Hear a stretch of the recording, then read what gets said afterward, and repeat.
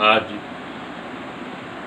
सिद्धि स्थान के 12वें अध्याय का यह 9वां व्याख्यान जो अंतिम व्याख्यान है, आज सिद्धि स्थान पूरा हो जाएगा। 18वें श्लोक के अंतर्गत आने वाले जितने गद्यांश हैं आपने इसे सुना। आज गद्यांश 19वां से व्याख्यान प्रारंभ हो रहा है। देखें इसे। इत्येते रसायनाः स्नेहवस्तया सति विभवे सत्पाका सहस्रपाका वा कार्यावीर्य बल धनार्थम इति, यही सब है यहाँ। आचार्य का कहना है कि स्नेह का सतावर या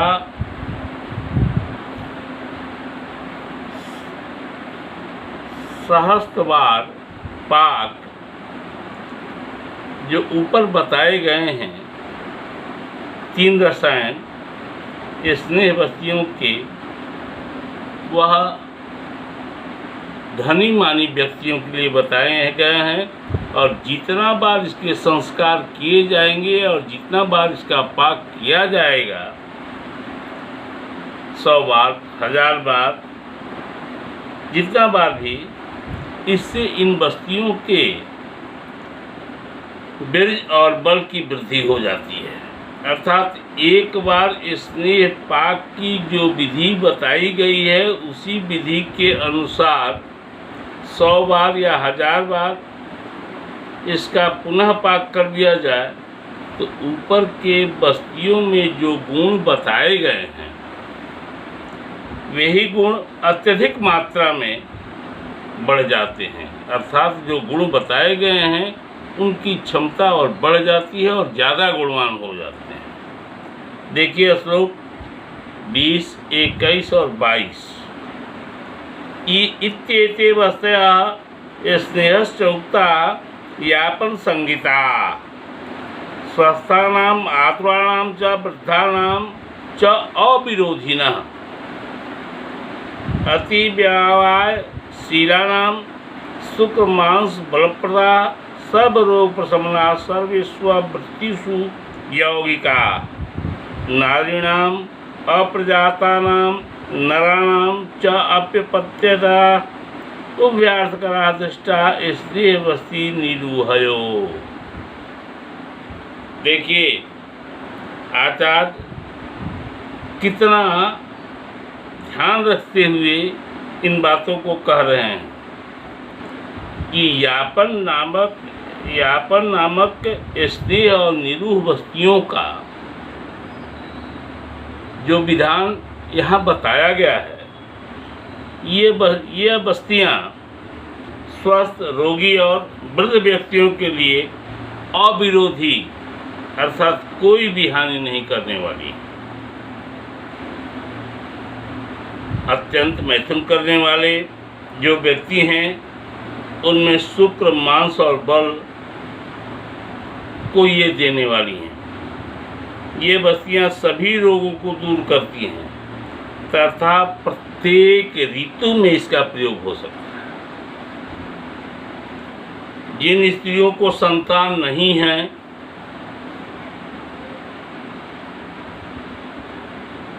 या नहीं होती हैं उनको, तथा पुरुषों को पुरुष संतान की उत्पत्ति नहीं हो रही है पुरुषों के द्वारा, ऐसे पुरुषों के लिए भी यह बल देने वाली हैं। इसमें हमको लगता है कि स्पर्म वगैरह की डिफॉर्मिटी या XY के जो झमेले होते हैं पुरुषों में भी, या परफेक्ट स्पर्म नहीं बनते हैं, उनमें भी इससे काम लिया जा सकता है। ऐसे व्यक्तियों में स्नेह और निरूह ये दोनों प्रकार की जो वस्तुएं हैं वह दोनों कार्य करने वाली होती हैं। आइए श्लोक 23 देखिए। यहाँ लिखा गया है व्यार्थ करा दृष्टा स्नेह बस्ती निर्युहयो, इसलिए ये दोनों बस्तियाँ दोनों में काम करती हैं। 23वां श्लोक देखें। व्यायामो मैथुनम मध्यम मधुनी शिशिराम्बुच संभोजनम रथक्षोभो बस्ति श्वेतेषु गर्हितम। यापन बस्ती के प्रयोग में अपथ्य की चर्चा यहाँ हो गई। इन यापन बस्तियों के प्रयोग काल में व्यायाम, मैथुन, मद्य, मदिरा का भेद मधु कहा गया है। यहाँ एक शीतल जल, अधिक भोजन, विषम वाहनों पर, पहले एका ओका होता था, रथ होता था, मना कर रहे हैं जिसपे ज़्यादा गति हो जाती थी, ऐसे वाहनों पर नहीं चलना चाहिए, उसका त्याग। अर्थात ये यापन बस्ती में जो भाव यहाँ बताए जा रहे हैं ये भाव अपथ्य माने गए हैं। देखिए श्लोक 24, 25, 26, 27 और 28, इन श्लोकों में बस्तियों की गणना है।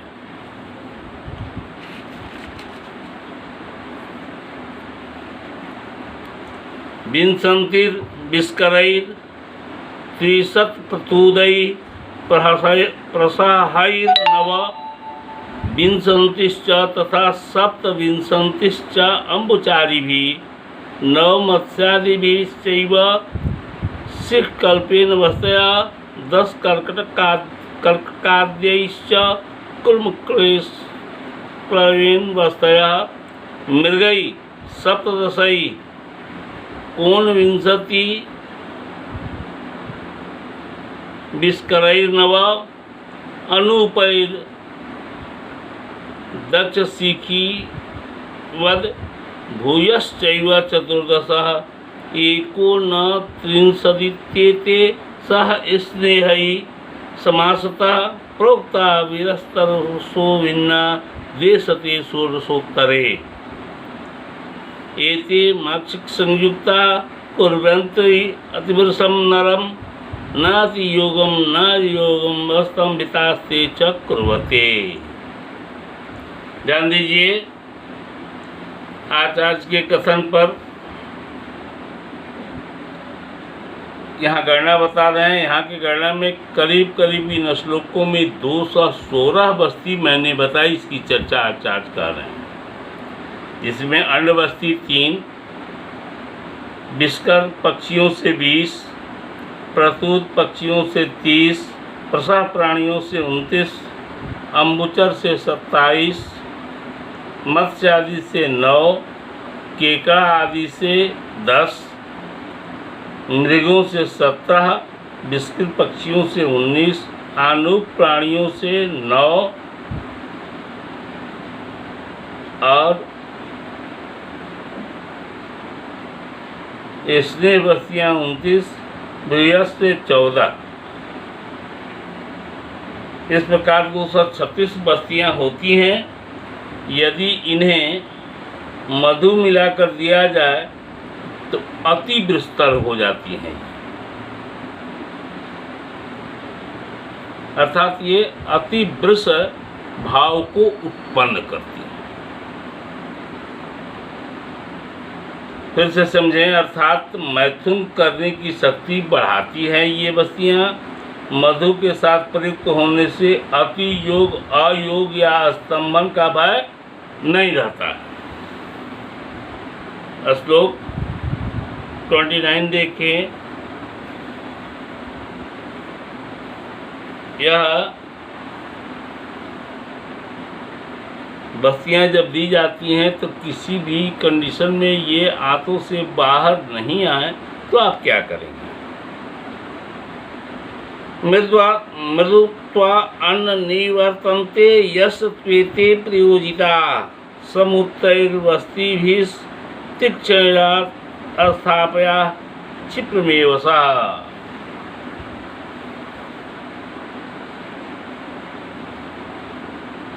बस्ती के बाहर न निकलने पर निरूह बस्ती का प्रयोग बताया गया है। ये मधु मिलाकर प्रयोग की गई बस्तियाँ मृदु होती हैं, इसलिए प्रयोग करने पर कभी कभी यह बाहर नहीं आ पाती, अर्थात औसत द्रव्य अंदर पक्वाशय में ही रुक जाता है। ऐसी अवस्था में गोमूत्र मिलाकर तीक्ष्ण निरूह बस्तियों द्वारा उसे तुरंत बाहर निकालना चाहिए। श्लोक 30वां देखें। 30वें श्लोक में आचार्य कह रहे हैं कि यापन बस्तियां यदि होता ये है कि कामातुर रोगी जब आपके समक्ष आएगा तो अपनी बार बार इच्छा जाहिर करेगा और उसकी इच्छा रहती है कि यह जीवन सिर्फ काम वासना की तृप्ति के लिए ही बना है और इसमें बहुत बड़ी आनंद है। ऐसा रोगी जब बार बार आएगा तो अपनी हेतु कहेगा, लेकिन आचार्य कह रहे हैं कि आप चिकित्सक हैं, पैसे के लालच में उसे बार बार इन यापन बस्तियों का प्रयोग कराएंगे।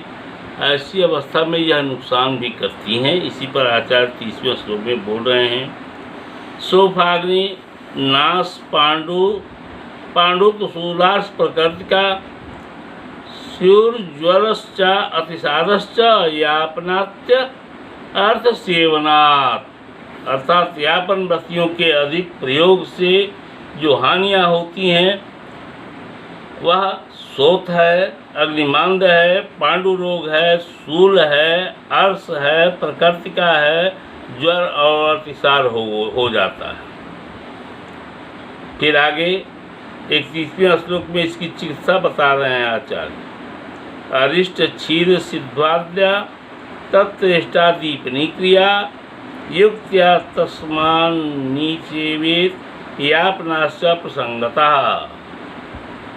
अर्थात शोथ आदि यापन बस्तियों के उपद्रव में अरिष्टपान, दूध, सीधु आदि का पान और अग्निदीपन औषध का प्रयोग करना चाहिए। यापन बस्ती के अधिक सेवन से हानि होती है, इसलिए यापन बस्ती का सेवन युक्तिपूर्वक करनी चाहिए, अर्थात इसका अधिक सेवन नहीं करना चाहिए। श्लोक 32 देखें। यहाँ आचार्य कह रहे हैं कि महादोषकर भावों की जो चर्चा मेरे द्वारा की गई है उसकी समाप्ति की जाती है। इति उच्चैर भाष्य पूर्वाणाम व्यापदा सा चिकित्सा विस्तरेण पृथक प्रोक्ता तेभ्यो रक्षे नरः सदा। उच्च स्वर से बोलने आदि से उत्पन्न होने वाले रोगों की चर्चा और उसकी चिकित्सा विस्तार से बता दी गई है, अतः उससे होने वाली व्यापत्तियों से मनुष्य की रक्षा सर्वदा करनी चाहिए। अब यहाँ 33 देखिए। आप जिस सिद्धि स्थान को पढ़ रहे हैं उस सिद्धि स्थान इसका नाम क्यों पड़ा, निरुक्ति कर रहे हैं आचार्य यहाँ। कर्मणाम वमनादीनाम सम्यक कर्णपादमां कर्णापदाम यत्रोक्तम साधनम स्थाने सिद्धिस्थानम तदुच्यते। वमन विरेचन क्रियाओं से के समुचित रूप में प्रयोग नहीं करने से उत्पन्न हुए रोगों का वर्णन तथा उसकी चिकित्सा समुचित रूप से बताया गया है, इसलिए इस स्थान का नाम सिद्धि स्थान रखा गया है। अर्थात व्यापत्तियों की सिद्धि इस स्थान में बताई गई है, अतः इसे सिद्धि स्थान कहते हैं। श्लोक 34 देखें।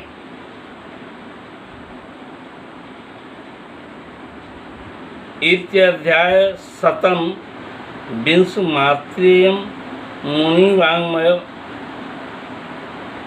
विषम आत्र मुनि वांग्मयम हितार्थ प्राणिनां प्रोक्तम अग्निवेशेन धीमता।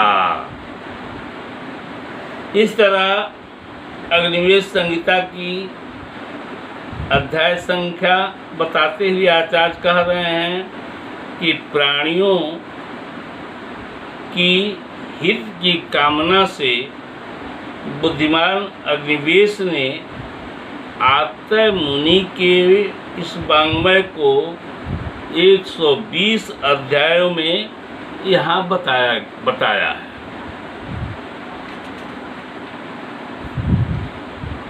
श्लोक 35 देखें।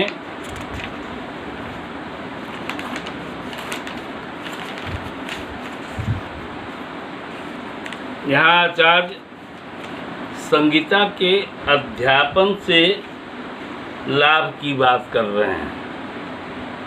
दीर्घायु यशः स्वास्थ्यम त्रिवर्ग च अपि पुष्पकलम सिद्धिं च अनुत्तमां लोके प्राप्नोति विधिना पठन। अर्थात इन 120 अध्याय में कही गई संगीता का जो अध्यापन और अध्ययन करता है वह दीर्घायु यश स्वास्थ्य त्रिवर्ग अर्थात धर्म अर्थ काम को प्राप्त कर लेता है और संसार में उसकी बड़ी कीर्ति बढ़ जाती है, उसे बहुत बड़ा यश मिलता है। इसके बाद श्लोक 35 के बाद से 50वें श्लोक तक तंत्र युक्तियों की चर्चा है जो आप फर्स्ट सेमेस्टर में पढ़ के आए हैं। आइए श्लोक 51 देखें।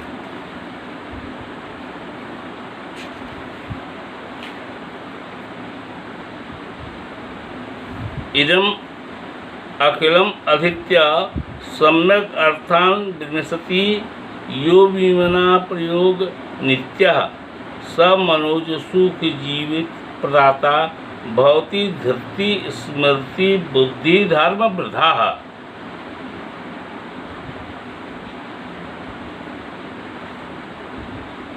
चरक संहिता के अध्ययन से लाभ की ही चर्चा हो रही है। यहाँ महर्षि चरक कह रहे हैं कि चरक संहिता को संपूर्ण रूप से पढ़कर तथा इसके अर्थों को ठीक ठीक समझकर जो विचार करता है वह मनुष्य धीरता स्मरण शक्ति बुद्धि और धर्म को प्राप्त कर मनुष्यों को सुख पूर्वक जीवन देने वाला होता है।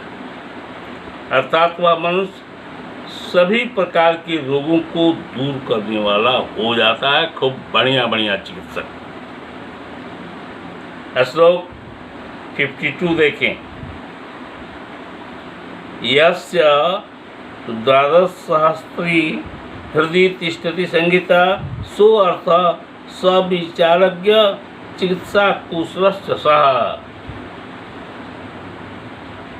आगे कहते हुए आचार्य कह रहे हैं कि जिस व्यक्ति के हृदय में यह अर्थात इस संहिता में उल्लिखित 12,000 श्लोक वाली यह संहिता स्थित है वह व्यक्ति अर्थों को जानने वाला भी है, वही व्यक्ति कुशल चिकित्सक कहलाने योग्य है या कुशल है। श्लोक 53।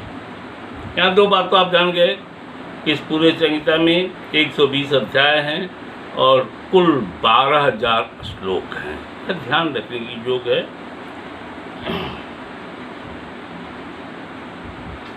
इसलिए आगे आचार्य जो है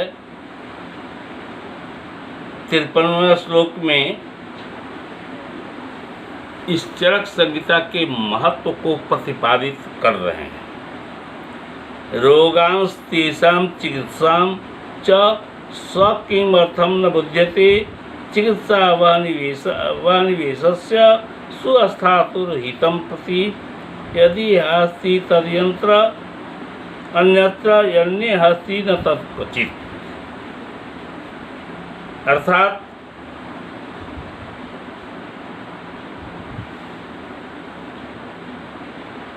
रोग और रोग की चिकित्सा का ज्ञान इस चरक संहिता के रहते हुए मनुष्य क्यों नहीं करते हैं? प्रश्न है। यह अग्निवेश की चिकित्सा शास्त्र की संहिता स्वस्थ और आतुर इन दोनों व्यक्तियों के लिए हितकारी है। जो चिकित्सा संबंधित ज्ञान इस संहिता में बताया गया है वही ज्ञान आयुर्वेद के अन्य संहिता में भी है, और जो चिकित्सा विषयक ज्ञान इस संहिता में नहीं बताया गया है वह ज्ञान किसी अन्य चिकित्सा विज्ञान में भी नहीं बताया गया है। अतः परम पूज्यपाद स्मृत शेष गुरुवर पंडित काशीनाथ शास्त्री जी की दिए हुए संस्कार से इस बात सिद्धि स्थान के 12वें अध्याय का व्याख्यान जो हुआ है उनको बार बार मैं प्रणाम, परम पूज्यपाद गुरु जी को बार बार प्रणाम करता हूँ। साथ ही Dayanand Ayurvedic PG Medical College के प्राचार्य डॉक्टर प्रजापति त्रिपाठी जी को मैं भूरी भूरी प्रशंसा करते हुए धन्यवाद देता हूँ, इसलिए कि उनकी प्रेरणा से ही चरक का यह सिद्धि स्थान पूरा हुआ। सम्मिलित रूप से इस सिद्धि स्थान के व्याख्यान को पहले पूज्यपाद गुरु जी को और बाद में डॉक्टर प्रजापति त्रिपाठी जी को समर्पित करता हूँ। धन्यवाद।